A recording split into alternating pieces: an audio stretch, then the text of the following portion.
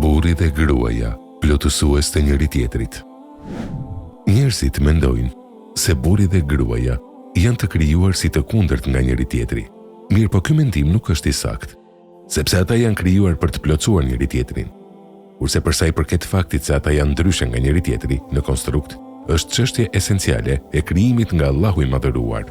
Në një ajet kuranor, Allahu i Madhëruar thotë: "Pasha natën që me errësirë mbulon gjithësinë. Pasha ditën kur ajo shkrep tin. Pasha atë që krijoi mashkullin dhe femrën. Vërtet, sjellja juaj është e lloj-llojit." Surja Lejl 1:4. Nëpërmjet këtij ajeti kuranor, Allahu i Madhëruar dëshiron që të na tregojë raportin midis mashkullit dhe femrës, duke vënë teksin tek shembulli i natës dhe ditës. Nata dhe dita janë dy fenomene natyrore që në zanafil janë të ndryshme nga njëra tjetra. Dita dallon nga që ka dritë, gjatë saj ka gjallëri në punë e prej saj përfitojnë të mira materiale. Kurse nata dallon nga që ka errësirë dhe gjatë saj krijesat pushojnë dhe flenë. Është i vërtet fakti se nata dhe dita ndryshojnë nga njëra tjetra në lidhje me funksionin për të cilën janë krijuar. Por ato të dyja nuk janë si të kundërta me njëra tjetrën. Përkundrazi, ato të dyja plotësojnë njëra tjetrën. Nëse Allahu i Madhëruar do ta kishte krijuar ditën që të ishte e përhershme, njerëzit do të ishin në një situatë të tillë që do të punonin pa ndërprerje dhe si rjedhoj nuk do ta gjenin qetësinë e nevojshme dhe fizike për të cilën ka nevojë. Po ashtu në një situatë më të vështirë, njeriu do të gjendej nëse nata do të ishte e përhershme. Imagjinoni sa e rëndë do të ishte gjendja jonë në këtë rast, sepse njeriu do t'i lipsej që ta kërkonte riskun vetëm natën. Allahu i Madhëruar thotë: "Thuaj, sikur Allahu ta bënte natën të përhershme deri në ditën e Kiametit. Ç'mendoni, cili Zot përveç Allahu do t'ju sillte juve dritë? A nuk merrni vesh? Thuaj, më tregoni, nëse Allahu a bën ditën të vazhdueshme deri në ditën e Kiametit, cili Zot përveç Allahu do t'ju sjell natë që të pushonin atë? A nuk shihni se po gaboni?" Surja Kasas 71.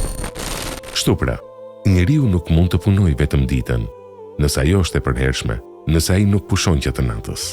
E kush punon ditën dhe natën pa ndërprerje, është i destinuar që të shkatërrohet, sepse do i duhet që të flejë gjumë për të marrë veten.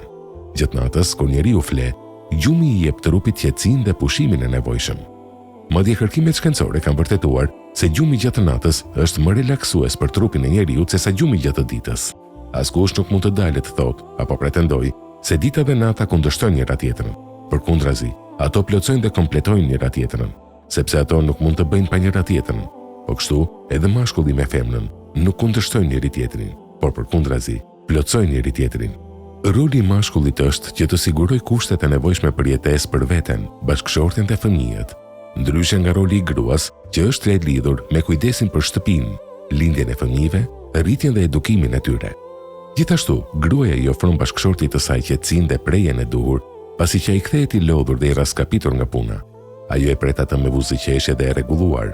Allahu i Madhëruar thotë: "Dhe nga faktet e krijimit të tij është që për të mirën tuaj, ai krijoi nga vetë lloji juaj palën, gratë, ashtu që të gjeni prejet e këto, dhe midis jush krijoi dashuri dhe mëshirë. Në këtë ka argumente për njerëzit që mendojnë." Surja Rum 21.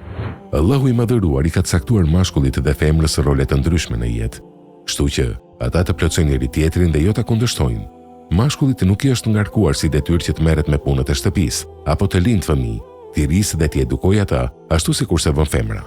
Po ashtu edhe femrës nuk i është ngarkuar si detyrë që të sigurojë mjetet e nevojshme për jetesë, ashtu sikurse bën mashkulli.